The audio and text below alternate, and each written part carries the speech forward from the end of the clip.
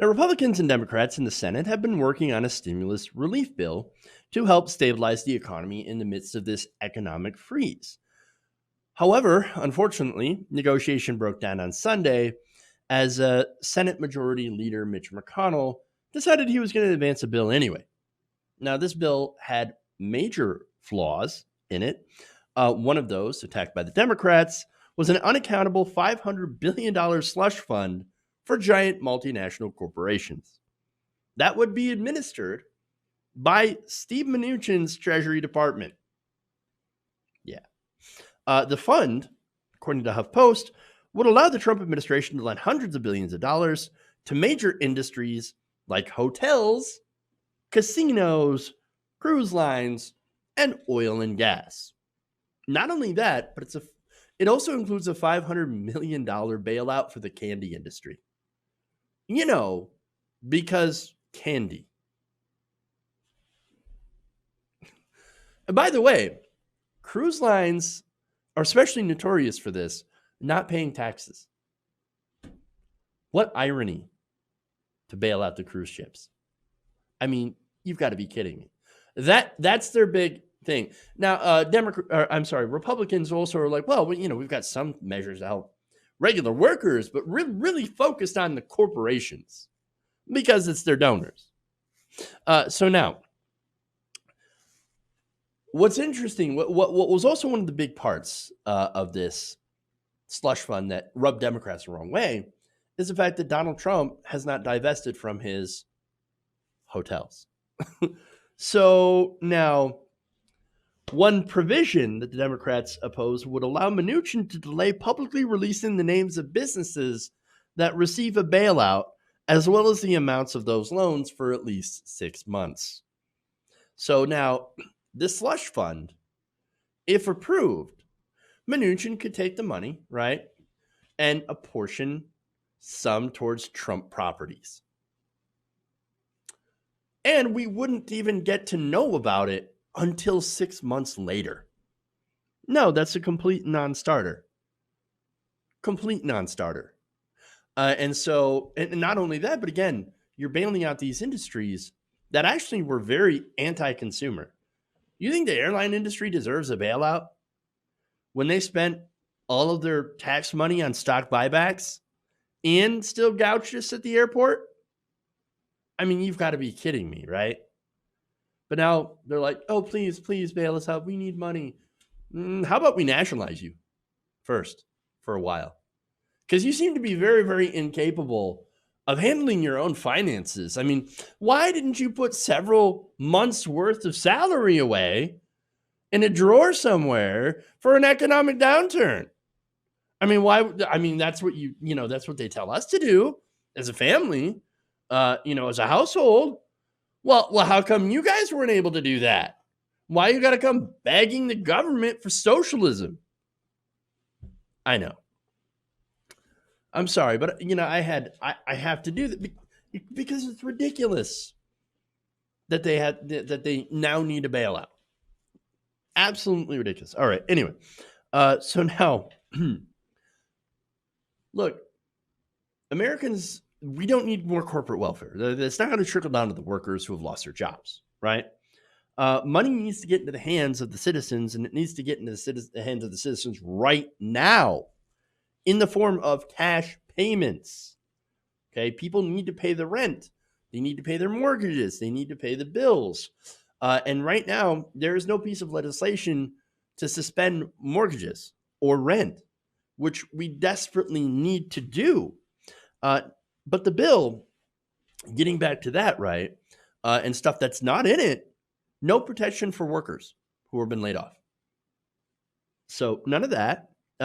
Not enough funding for hospitals and healthcare workers who are on the literal front lines of fighting this.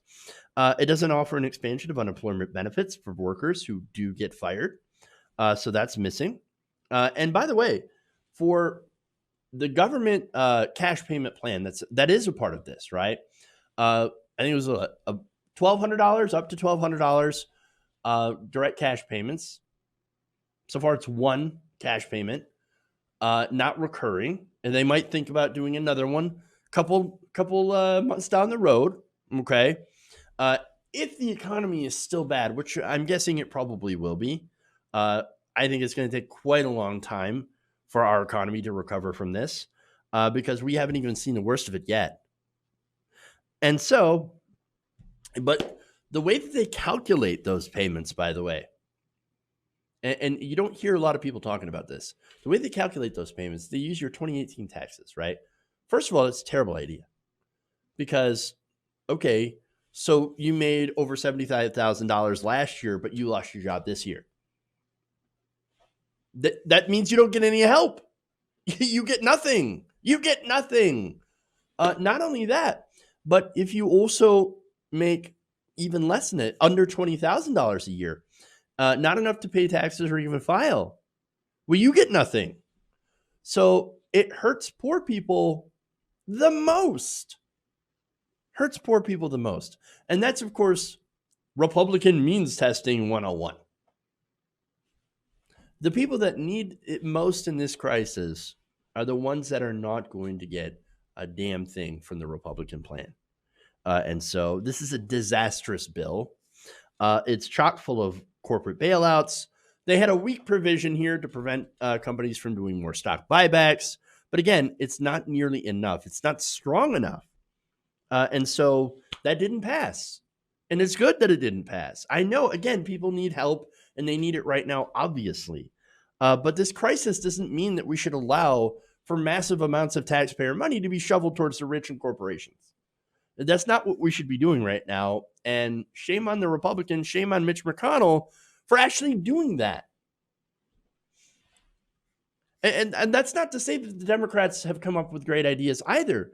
Nancy Pelosi, when she was speaking with Democrats about this crisis, immediately rejected cash payments. And Kamala Harris said, well, I have a bill, refundable tax credits. So they've both been doing terrible, but at least in this instance, Democrats are like, okay, we're fine. We're okay with the cash payments, but we can't have this corporate welfare. No, we can't do that. That's too much. That's way too much. And I am shocked and surprised that the Democrats actually had a backbone, because look, and this is what happens, right? So right now, Mitch McConnell's throwing a fit. He threw a fit in the Senate when it went down. And now he's going to go all over conservative media, Fox News, and he's be like, I can't believe the Democrats will block a bill to help regular American people. But it's not helping the American people. It's helping corporations, because that's their donors. So Mitch McConnell is arguing in bad faith. Why can't these corporations just, pick up their bootstraps, right? Like they tell us to do.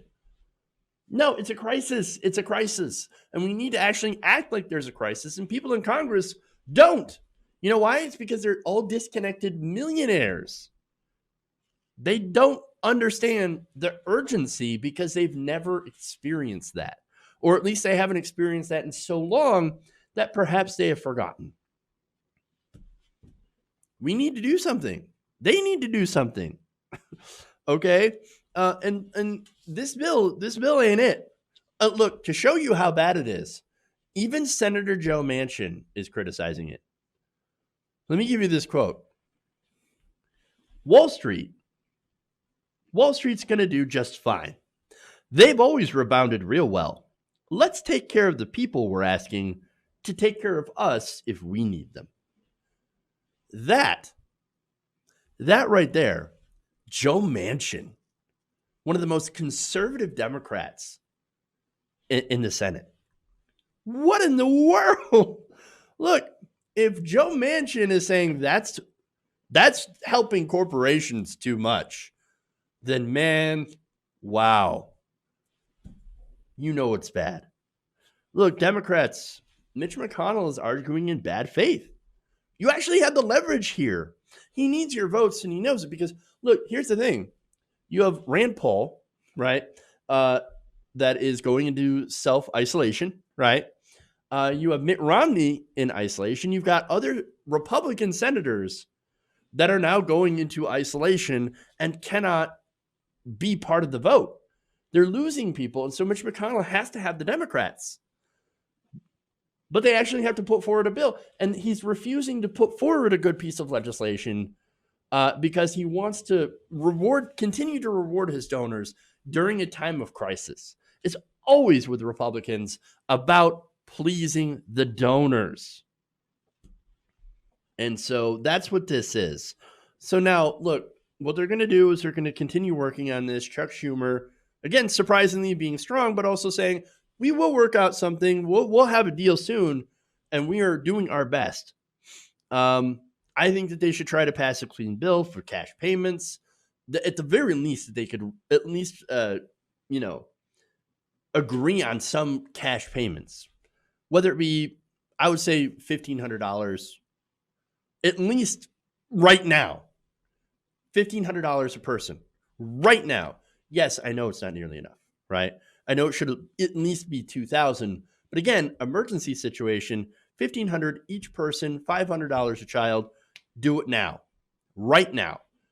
Cut the checks, and then worry about the rest of the stuff and hammering out the rest of the deal over the next week or so. And hopefully, they're going to have something that works for basically everybody. But we do not have time for bullshit, petty, partisan games. So Congress, Republicans, step it up, or this is going to get much worse. Hey guys, hopefully you enjoyed that free video. Now I'm going to have to ask you a favor. Between the demonetization and the YouTube algorithm messing around with view counts, etc., we're having a hard time adjusting to the new YouTube reality, which is where you guys come in. See, we have a Patreon, patreon.com/TYTNation, set up to help us rely on you guys, the viewers, instead of big corporate ads. Look, you know the show. You know I'm not in favor of big corporations anyway. So help us transition away from relying on the ad model to pay the bills and sign up to be a patron, patreon.com/TYTNation. That goes a long way to help us keep the lights on. And you guys will know that you're supporting independent, progressive media.